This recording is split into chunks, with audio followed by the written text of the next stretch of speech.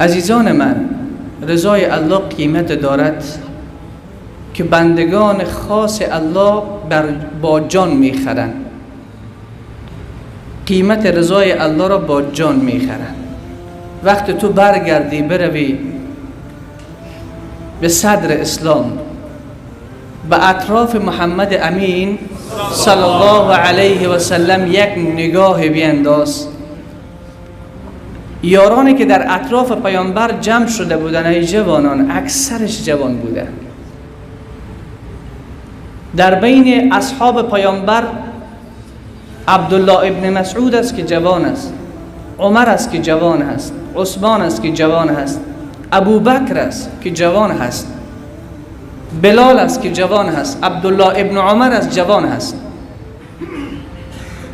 زید ابن ثابت است جوان است، علی هست جوان هست. همه اطراف رسول صلی الله علیه و سلم جوان بودند. یعنی محاسن سفید کم بود در اطراف پیامبر، در پیرامون رسول صلی الله علیه و سلم. و کسانی که اسلام را آوردن به افغانستان، اسلام را آوردن به ترکیه، بردن به اروپا، همه جوان بودند. انرژی جوان، قوت جوان، ایمان جوان خیلی فرق میکنه. پس عزیزان من، اونهایی که در طلب رضای الله بودن در اطراف پیامبر جوانان بودن، چی میشود که امروز ما و تو هم کمر بسته کنیم و جوان هستیم بگوییم که یا الله ما هم در طلب رضای تو هستیم؟ به هر قیمتی که باشد این رضا را به دست می آوریم. اصحاب پیامبر با جان می خریدن. آیه‌ای که من تلاوت کردم، بسم الله الرحمن الرحیم و من الناس من یشری نفسه ابتغاء مرضات الله. از میان مردم کسانی هستند که میفروشن نفس خود را، میفروشن جان خود را، جان خود را در راه الله تقدیم میکنن. برای چی؟ دنبال چی هستند؟ دلار؟ دنبال ثروت و قدرت و شهرت؟ دنبال حکومت؟ نه خیر، نفسه ابتغاء مرضات الله. اینها دنبال رضا و خوشنودی الله هستند. یک بار با آواز بلند بگو الله اکبر. نشد بلند، الله اکبر. اونها دنبال رضای الله هستند. جان خود را میفروشند. چه بخرن؟ رضای الله. چه بخرن؟ خوشنودی الله. والله رؤوف بالعباد. الله هم بس مهربان است به بندگان خودش. پیش از این که غزوه احد اتفاق بیفتد، شبی که فردایش غزوه احد هست، مسلمین با کفار مبارزه میکنن، با کفار میجنگن، در حالی که در اقلیت قرار دارن، کمن.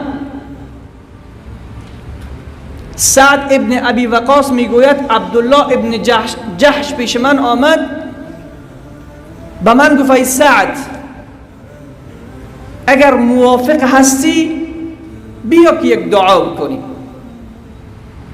من دعا میکنم، تو آمین بگو، تو دعا بکن، من آمین میگویم. سعد میفرماید من گفتم خوب است. جوان گوش کن، هر دو این دوتا جوان هستند. سعد ابن ابی وقاص جوان هست، عبدالله ابن جحش جوان هست، ولی اینها دنبال رضای الله هستند، دنبال خوشنودی الله هستند. ای که چی را از دست میدهند به فکرش نیستند.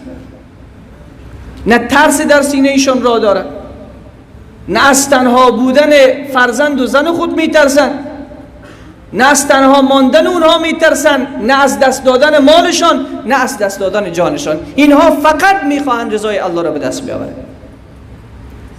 سعد ابن ابی وقاص میگوید من دستها را بلند کردم، دعا کردم، گفتم یا الله فردا در مبارزه یک کافر نیرومند و قوی را جلو من قرار بده، من با او مبارزه بکنم، او را به جهنم بفرستم، اون را بکشم، مالش را به غنیمت بگیرم. میگه عبدالله ابن جحش گفت آمین. گفتم دعای من تمام شد. عبدالله دستها را بلند کرد گفت یا الله، فردا وقتی به مبارزه آغاز کردیم ما در برابر من کافر را قرار بده که من با او نبرد کنم، با او بجنگم تا او را به جهنم بفرستم. کافر دیگری را در برابر من قرار بده که او با من مبارزه کند، او مرا به شهادت برساند. او مرا به چی برساند؟ به شهادت برساند. هست جوان امروز کی دعایش باشه که خدایا فردا، نه 1 سال بعد، نه 2 سال بعد، فردا مرا در جنگ احد در برابر کافر قرار بده که با من مبارزه کند، مرا شهید بکند، بعد از این که مرا شهید کرد شکم مرا پاره بکند، به گوش مرا ببرد، بینی مرا قطع کند و من به همین قسم روز قیامت حشر بشوم و تو بپرسی که ای بنده برای چی؟ به خاطر چی؟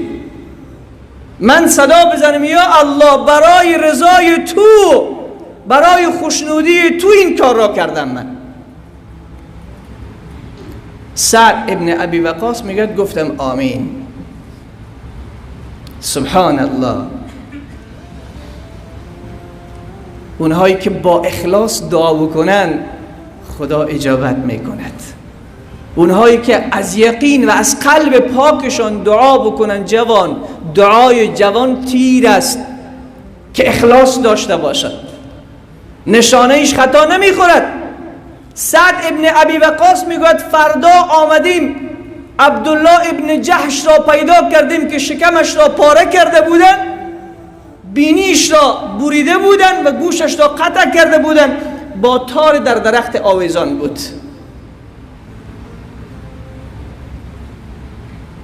دنبال چی بودن؟ رضای الله. گفتم با جان میخریدن، با جان میخریدن. اما برای تو خیلی آسان است، دقایق بعد برات میگم که با چی کار میتونی رضای الله را به دست بیاوری. جوان عزیز زحمت میکشی، طهارت گرفتی، مسیر طولانی را طی کردی، شاید جوانان در میان صف باشد، در میان مسجد باشد که از دیگر شهر آمده باشد، از کابل اینجا باشد، از کندوز اینجا باشد، از میمنه اینجا باشد. پس وقتی این مسیر طولانی را ترک کردی، پشت سر ترک کردی و آمدی اینجا، دست خالی برنگرد. امروز کمر خود را بسته کن، عزم خود را جمع کن و از الله بخوا که پروردگار رضای خود را نصیب من بگردان.